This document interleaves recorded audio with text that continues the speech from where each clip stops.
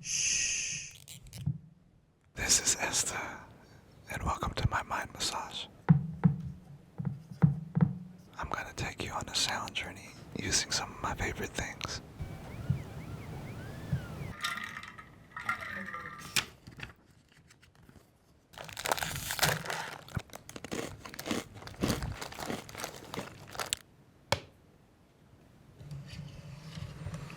I chose this today because it's a synthesizer. It makes a bunch of wacky noises that help me make a bunch of ambient sounds on my album.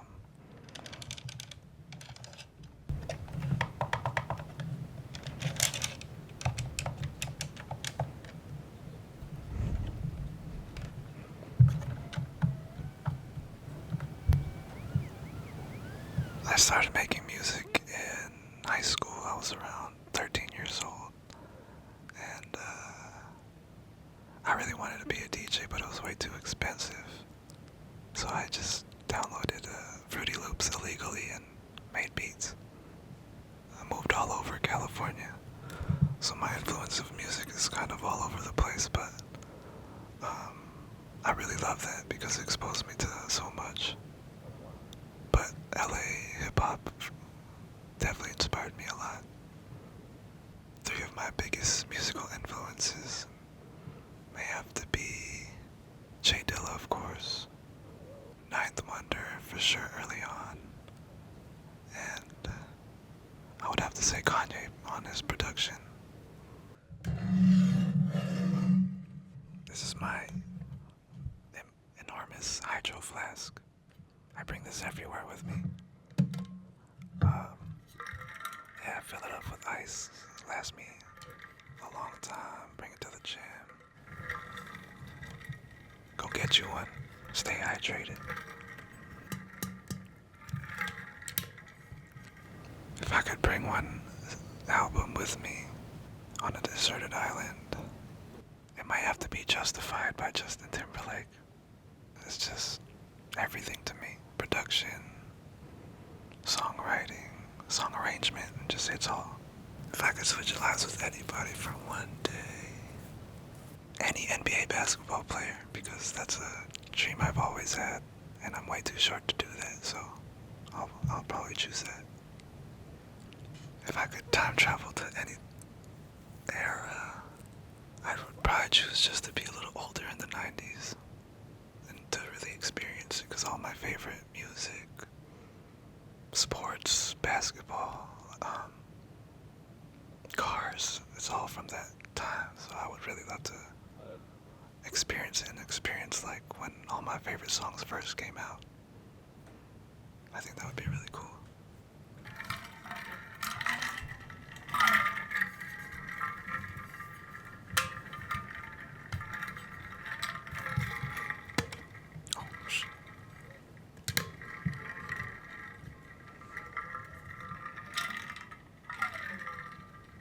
This is a magazine I ordered from Japan. It's all about old Mercedes tuning and rare parts that I still hunt for today. And this is my whole mood board, even for music sometimes.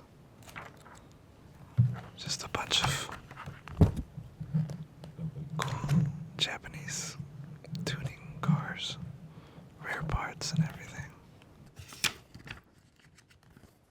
I got really into cars the past few years, but I was always around it because my dad was he's a motorhead. He used to street racing when he was younger and still races motorcycles today. And my whole family, I always been around it.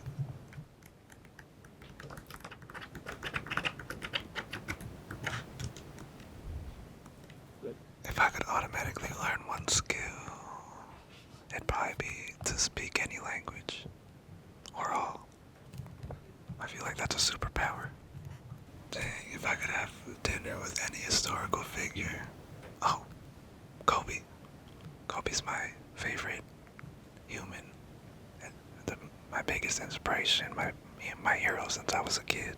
Yeah, I love anything Kobe. These are my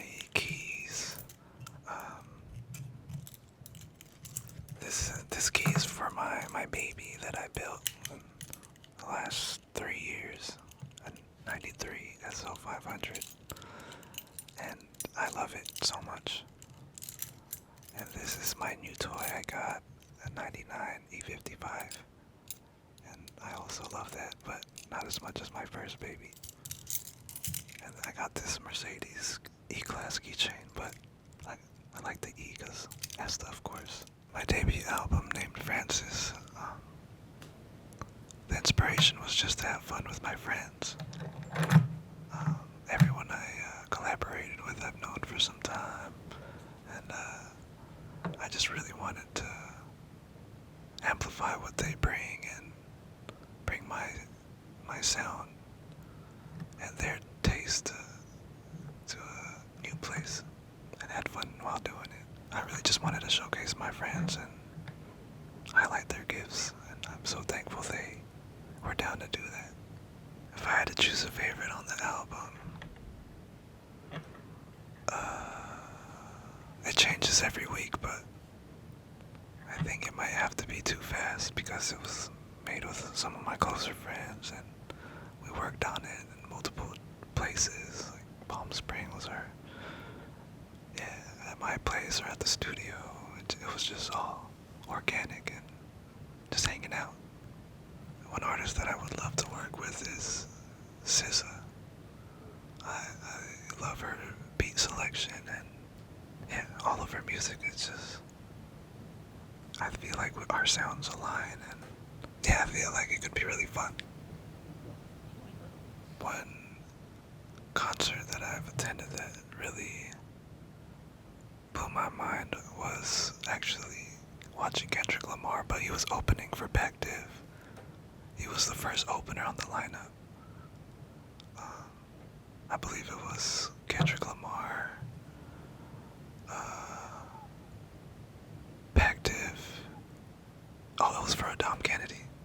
So it was Kendrick Lamar, Bactiv, and Dom Kennedy. And that was at the start of when I was really trying to take music seriously, and that really inspired me, especially seeing where Kendrick is at now.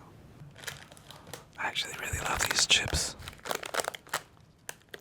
I feel like they're very underrated too. When I was younger, I would go to the computer cafe to play Counter-Strike, and this was my snack of choice. I would eat this and drink like a terrible soda, like a Jones soda or something.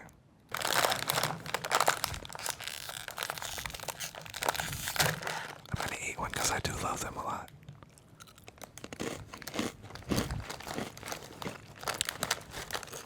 These buzz.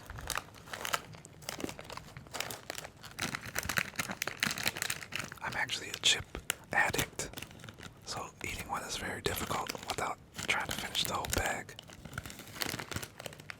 My top 3 favorite snacks. They're probably all chips. I love chips, anything Flamin' Hot for sure, anything Kettle. I love me a good salt and vinegar with a sandwich. But yeah, top 3, chips, and chips. If I could eat one cuisine for the rest of my life, I would probably go Japanese.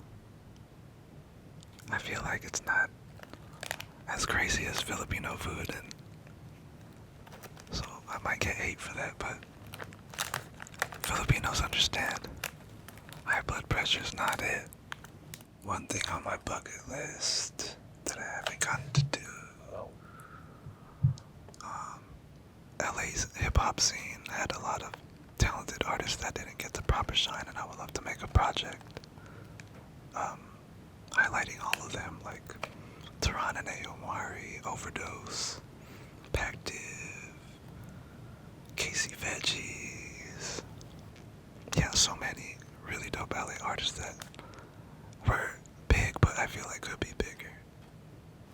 If I could give any advice for aspiring producers, it would be to experiment, just keep having fun. I caught myself early on trying to emulate other producers too much, and it kind of made it difficult to find my own sound. So I feel like now when I experiment, it takes me to a new place, and I feel like that's when you really find your sound. My best self-love advice would probably be to slow down and don't panic too fast. It's never that bad. I'm a really anxious person, so that was a bad habit of mine, but learning to slow down and gather my thoughts has really helped a lot. Thank you so much for coming to my mind massage. Go stream my album Francis now, please.